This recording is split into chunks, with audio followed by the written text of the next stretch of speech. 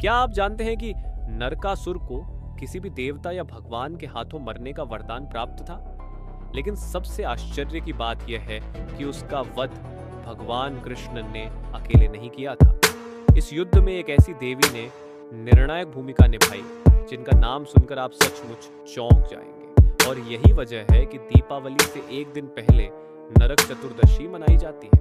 आइए जानते हैं कृष्ण और नरकासुर के उस रहस्यमयी युद्ध की कहानी जिसे बहुत कम लोग जानते हैं। नरकासुर कोई साधारण राक्षस नहीं था। वह स्वयं भूदेवी, धरती माता और वराह अवतार रूपी विष्णु का पुत्र था। शुरुआत में नरकासुर एक धर्मप्रिय और न्यायप्रिय राजा था जिसकी प्रजा उससे बेहद प्रसन्न रहती थी। लेकिन समय के साथ बाणासुर की संगति और अपनी अपार शक्ति के अहंकार ने उसे अत्याचारी बना दिया।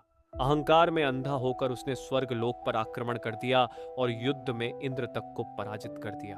समय के साथ नरकासुर की शक्ति और अहंकार इतना बढ़ गया कि उसने देवताओं, ऋषियों और मनुष्यों तक को आतंकित करना शुरू कर दिया। उसने स्वर्ग लोक पर धावा बोलकर आदित्य के दिव्य कुंडल तक छीन लिए। लेकिन उसका अत्याचार यही नहीं रुका। उसने 16,000 से भी अधिक राजकुमारियों को बंदी बनाकर अपने कारागार में कैद कर लिया।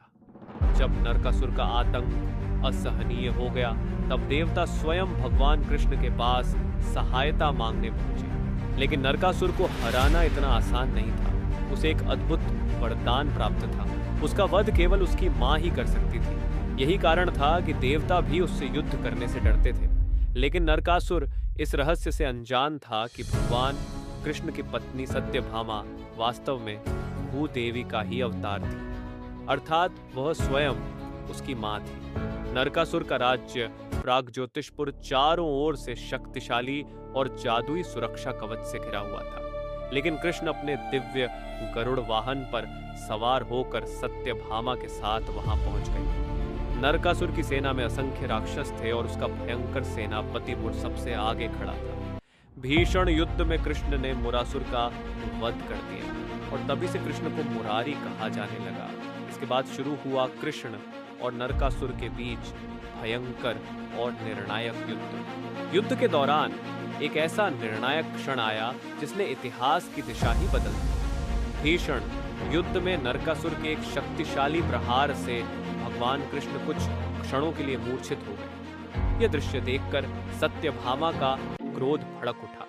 उन्होंने तुरंत अपना धनुष उठाया और नरकासुर पर एक घातक प्रहार किया, क्योंकि सत्यभामा वास्तव में भूदेवी का ही अवतार थी और वही उसकी मां थी। मरते समय नरकासुर ने भगवान कृष्ण से एक अंतिम इच्छा व्यक्त की। उसने प्रार्थना की कि उसकी मृत्यु के दिन लोग शोक नहीं बल्कि दीप जलाकर खुशियां मनाएं।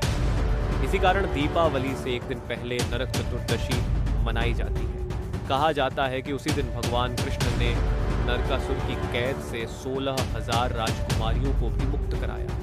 यह कथा हमें एक गहरा संदेश देती है।